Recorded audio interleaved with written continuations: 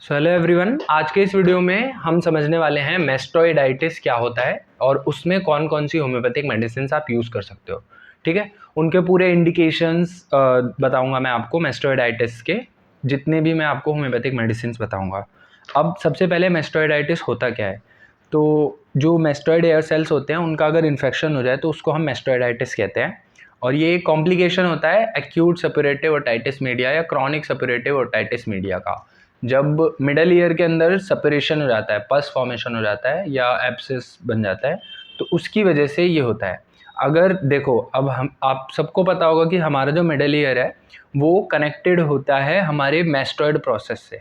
और ये जो मैस्टोइड बोन है यहाँ पे, ये हमारी टेम्पोरल बोन का एक पार्ट होती है। ये पूरी टेम्पोरल बोन है, टेम्पल कहते हैं ना इस एरिया को। टेम्पोरल बोन का एक पार्ट होता है मैस्टोइड। अब इस मैस्टोइड बोन की एक खासियत होती है, इसके अंदर कुछ सेल्स होते हैं जिन्हें हम एयर सेल्स कहते हैं, क्योंकि उनके अंदर एयर भरी होती है। ठीक है, एयर सेल्स। तो ये जो एयर सेल्स होते हैं, इनकी जो लाइनिंग होती है ना, वो म्यूकस की होती है। ठीक है, अब ये म्यूकस लाइनिंग वाले एयर सेल्स जब इन्फेक्ट हो जाता है, मिडल ईयर में इन्फेक्शन हुआ। देखो, मिडल ईयर में इन्फेक्शन हो कैसे सकता है, तो यूस्ट्रेचियन ट्यूब से हो सकता है, जो हमारे थ्रोट को हमारी ईयर से कनेक्ट करती है। ठीक है, तो ईयर आपको पता होगा, ईयर का मेन प्राइमरी फंक्शन है बैलेंस को मेंटेन करना, और सेकेंडरी फंक्शन है हियरिंग, है ना। तो हमारा ईयर जो है वो ऑर्गन ऑफ बैलेंस है। तो सबसे पहले क्या होगा, ये थ्रोट से कनेक्टेड है यूस्टेचियन ट्यूब के थ्रू, ऐसे यहाँ से यूस्टेचियन ट्यूब जा रही है। ठीक है, तो जब यूस्टेचियन ट्यूब के थ्रू कनेक्टेड है थ्रोट से, और यहाँ पे जो मिडल ईयर है, वो मिडल ईयर की जो कैविटी है वो एंट्रम से कनेक्टेड है। अब एंट्रम क्या होता है, जो एयर सेल्स मैंने आपको बताया, air cells, mastoid air cells, उसका जो सबसे बड़ा एयर सेल होता है उसको हम एंट्रम कहते हैं। ठीक है, आप एक डायग्राम देख लो जाके बस मिडल ईयर और एंट्रम कैविटी का, तो आपको पता लग जाएगा कि एंट्रम क्या होता है और मिडल ईयर क्या होता है और इनके कैसे रिलेशन होता है। क्योंकि मैं इन वीडियो की एडिटिंग नहीं कर पाता due to lack of time, तो इसीलिए आप एक बार बस अभी गूगल कर लो तो आपको समझ आ जाएगा what I am talking about. अब ये जो बड़ा वाला एयर सेल होता है ना, इसका जो कनेक्शन है ईयर से, उसको हम एडिटस बोलते हैं। तो जब मिडल ईयर में कोई इन्फेक्शन हो जाता है तो वो इन्फेक्शन ट्रैवल करके इन मतलब एंट्रम, सबसे पहले एंट्रल एयर सेल को वो कर देता है, इन्फेक्ट कर देता है, उसके बाद बाकी एयर सेल्स को भी इन्फेक्ट कर देता है।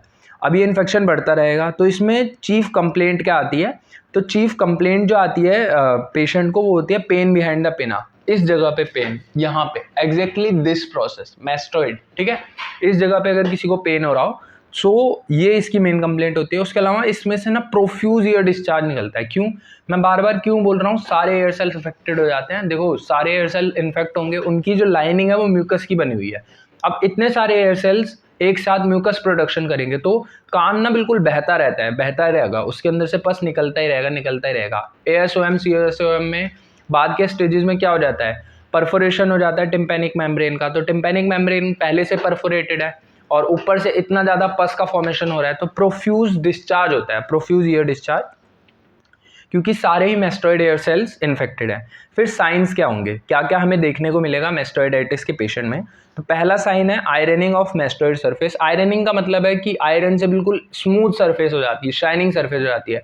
तो ये वाली जो सरफेस है ना, ये स्मूथ, रेड, शाइनी ऐसी हो जाएगी, इसलिए। ठीक है, फिर यहाँ पे टेंडरनेस होगी, जैसे मैं अभी तो आराम से ऐसे टच कर ले रहा हूँ, फिर टच भी नहीं हो पाएगा, टच करने पे पेन होगा, इसको हम टेंडरनेस बोलते हैं।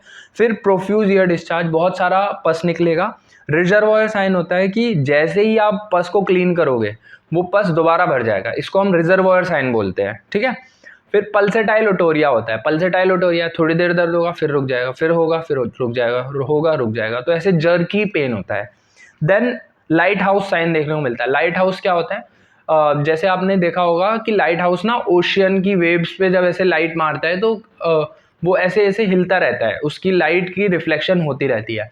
वैसे जब आप ओटोस्कोप से ईयर को देख रहे होगे इस केस में, तो क्या होगा, क्योंकि इतना ज़्यादा पस निकला जा रहा है, तो वो जो आप लाइट डाल रहे हो ओटोस्कोप से ईयर के अंदर, तो वो लाइट ऐसे फ्लक्चुएट करेगी, तो उसे हम लाइट हाउस साइन कहते हैं। ठीक है, क्योंकि इतना ज़्यादा पस फॉर्म हो रहा है, तो लाइट हाउस साइन हमें इसमें देखने को मिलता है। उसके अलावा लाइट हाउस साइन आपको एएसओएम में देखने को मिलेगा, जहाँ पे सपरेशन की स्टेज में जब एएसओएम होता है और छोटा सा परफोरेशन हो रखा हो ईयर ड्रम में, तब हमें लाइट हाउस साइन देखने को मिलता है। ठीक है, अब इन्वेस्टिगेशंस क्या क्या कराओगे, कोई मैस्टोइडाइटिस का आपके पास पेशेंट आया तो आप उसकी इन्वेस्टिगेशंस क्या क्या कराओगे, तो लेटरल ऑब्लिक व्यू कराओगे, एक्सरे लेटरल ऑब्लिक व्यू, ठीक है।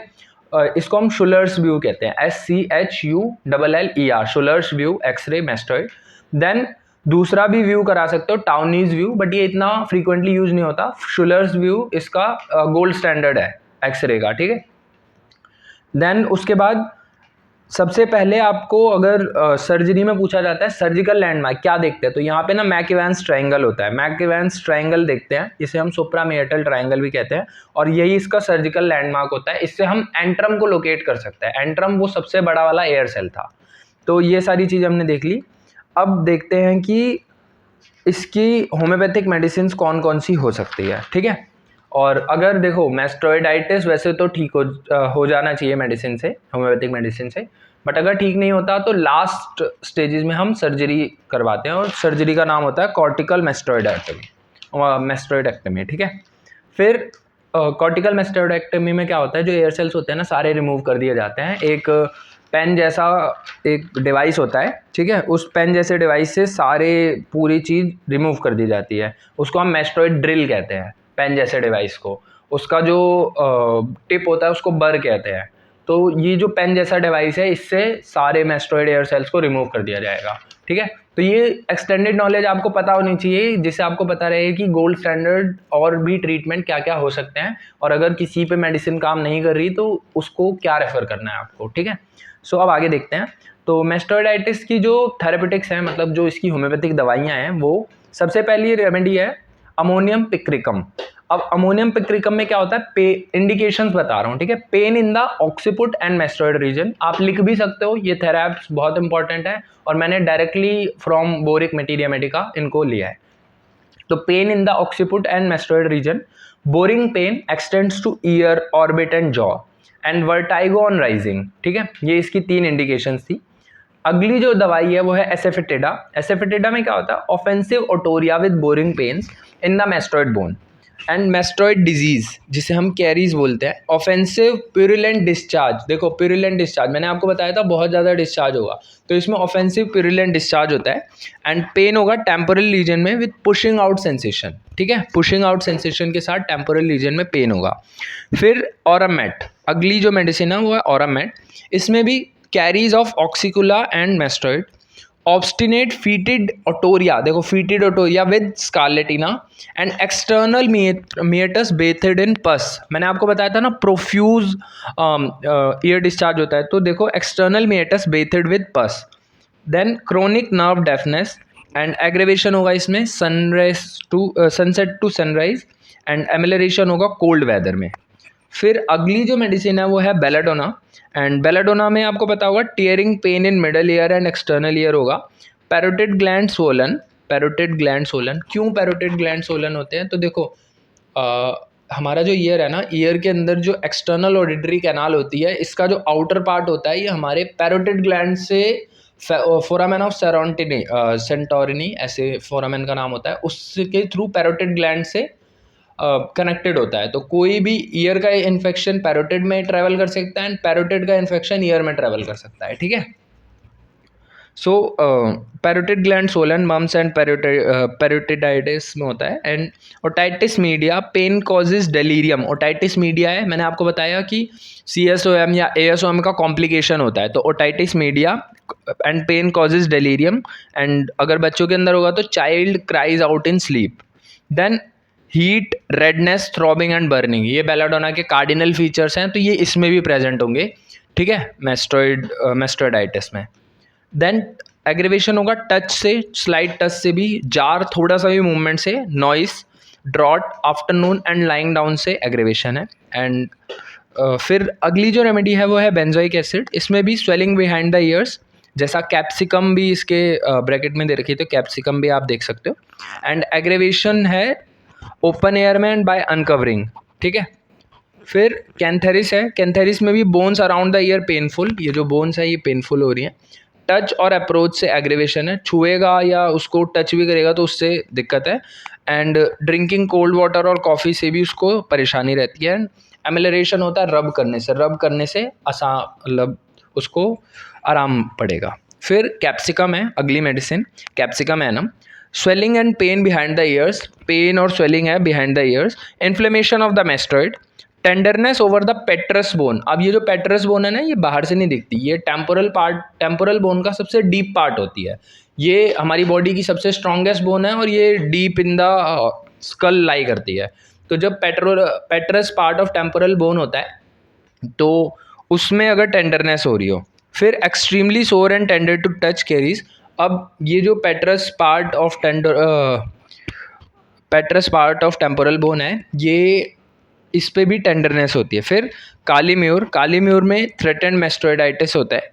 And catarrhal conditions of middle ear and great effusion around the auricle and worse by motion and rich food. So ये काली म्यूर की इंडिकेशंस थी। तो मैंने आपको टोटल 8 दवाइयाँ बताई हैं, ammonium picricum, asafoetida, aurum met, belladonna, benzoic acid, cantharis, capsicum and kali mur. So इसके अलावा भी आप मेस्टोइडाइटिस की दवाइयाँ पढ़ सकते हो, ठीक है, बट मैंने यही वाली पढ़ी थी तो मैंने आपको यही बताई हैं। इसके अलावा जो मेडिसिन यूज़ होती हैं मेस्टोइडाइटिस में वो बता देता हूँ। तो कैप्सिकम होती है, हेपारसेल्फ, मैगफॉस, ओनोस्मोडियम, टेल्यूरियम, ठीक है, ये मेडिसिन भी यूज़ होती हैं। So this was all about mastoiditis and its homeopathic management. So मिलते हैं नेक्स्ट वीडियो में एक नए टॉपिक के साथ।